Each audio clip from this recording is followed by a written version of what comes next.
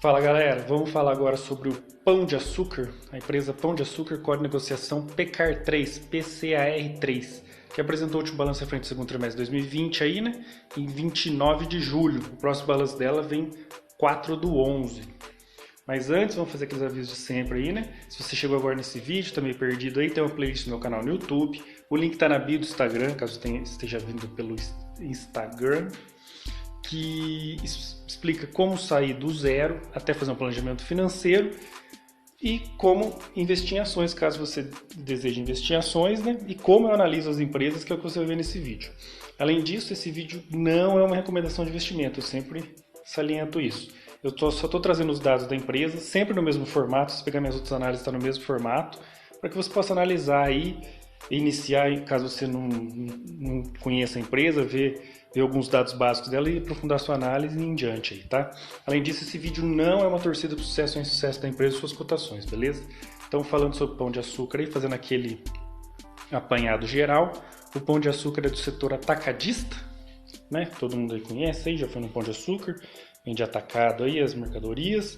Ele está listado no Novo Mercado, o segmento de listagem com mais alto nível de governança. Ele é uma empresa privada, não tem participação do governo, tem tag along de 100%, ou seja, caso os controladores dele resolvam vendê-lo, você recebe 100% do valor, o mesmo valor que o controlador receberá, é um ótimo nível de governança. Então, free float 53%, não está entre os maiores, mas é muito bom, tranquilo, para você minoritário abrir, manter e vender a sua posição, e apresentou cerca de 19 mil negócios diários na semana passada. Então tem um float bem tranquilo para você ser minoritário, caso assim você o deseje. Vamos agora para os dados de balanço. Aqui, essa queda na receita deveu-se principalmente a uma mudança contábil, é o que eu falo.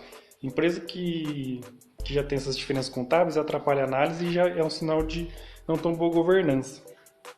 Se eu não me engano, eu estou falando meio de cabeça, mas acho que ela vinha caminhando, daí de um ano para o outro ela caiu a métrica de 63 mil para 40 mil.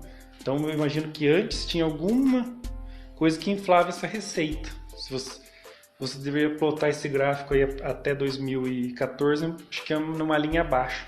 Isso é uma coisa que eles fazem para inflar a receita e melhorar os resultados, né, artificialmente, e depois acaba prejudicando essa revisão de receita, porque daí o gráfico fica feio assim.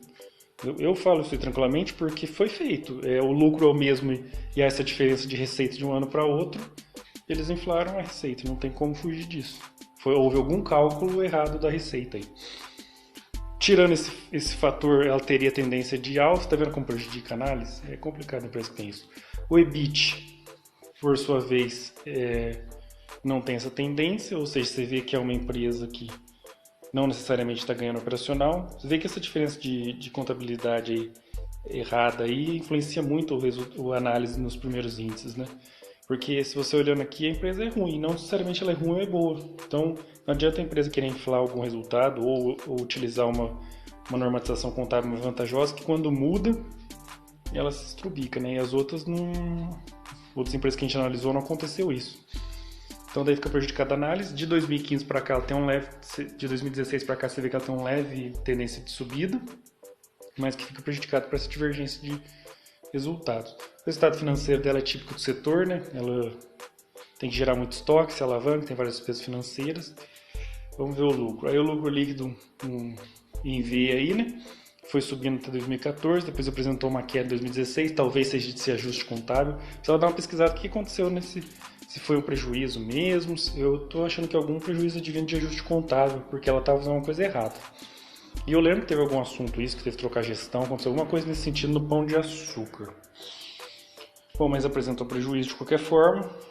Aquela história, se você infla os lucros, quando você tem que consertar isso aí, você gera prejuízo. Ou se for operacional, também é prejuízo. Então, o prejuízo é prejuízo de qualquer forma.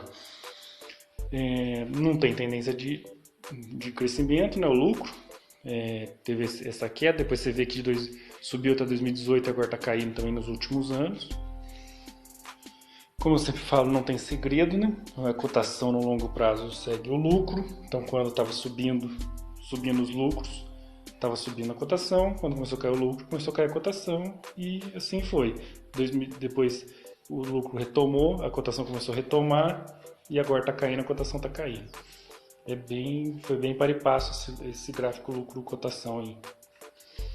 A margem líquida dela é típico do setor, isso que é um dos motivos que eu não gosto muito. Como eu falei na análise do Carrefour, se a Amazon tem 5%, você imagina as demais, né? Daí fica nisso, é uma margem, você pode ver a escala, apesar das barras serem grandes, a escala é bem pequena. Então a margem fica aí na casa dos 2, 3% nos anos que tem lucro, né? Sempre lembrando. E ultimamente, aí nos últimos 12 meses, está com uma margem de menos de 1, é uma margem bem comprimida, né? É do setor, se você quiser investir nesse setor, você tem que saber que é assim que é o jogo. O patrimônio líquido tem um pequeno viés de crescimento, isso é uma análise boa, isso é um dado bom, mas é bem tímido, né? Você vê que saiu dos 10 milhões ali, dos 10 bilhões, eu acho que é 10 milhões, não sei a escala aí, subiu para 14, então tá tranquilo, acho que é bi, 14 bilhões.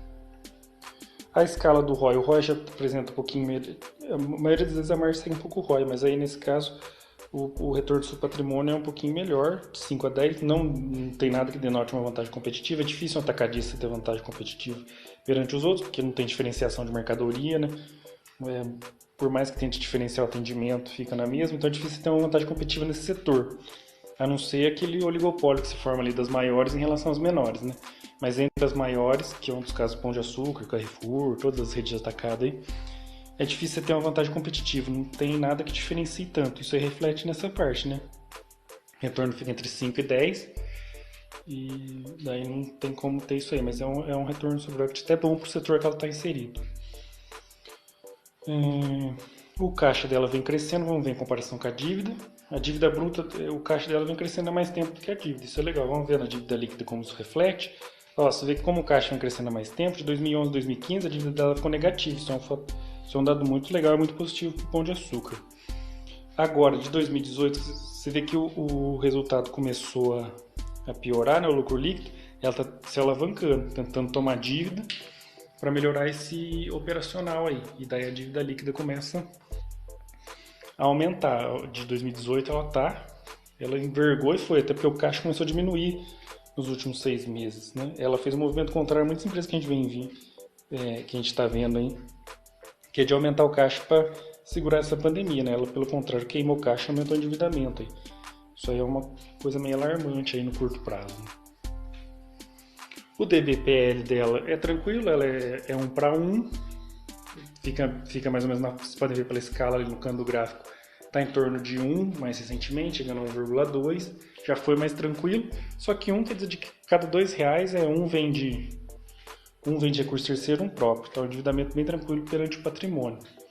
O DBPL já foi bem mais tranquilo, agora está ficando um pouquinho preocupante, que é na fase dos 8 e 9, isso é bem preocupante. É que ela está apresentando lucro, é que não falo.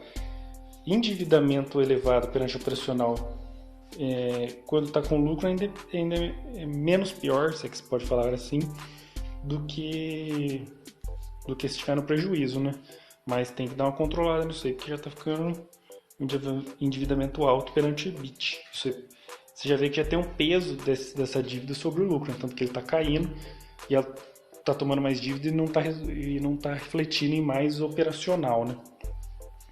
Isso aí tem que ser visto. Bom, então se você chegou até aqui, né? Marque aqui aquele seu amigo ou familiar que você deseja que tenha acesso a esse tipo de conteúdo, que se torne um investidor, né?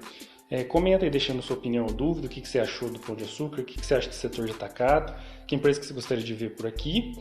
E curta, compartilha, ajude a difundir a educação financeira. E como eu sempre falo, galera, segue no meu canal do YouTube, segue o perfil no Instagram e dá uma força aí que sempre está saindo novas análises.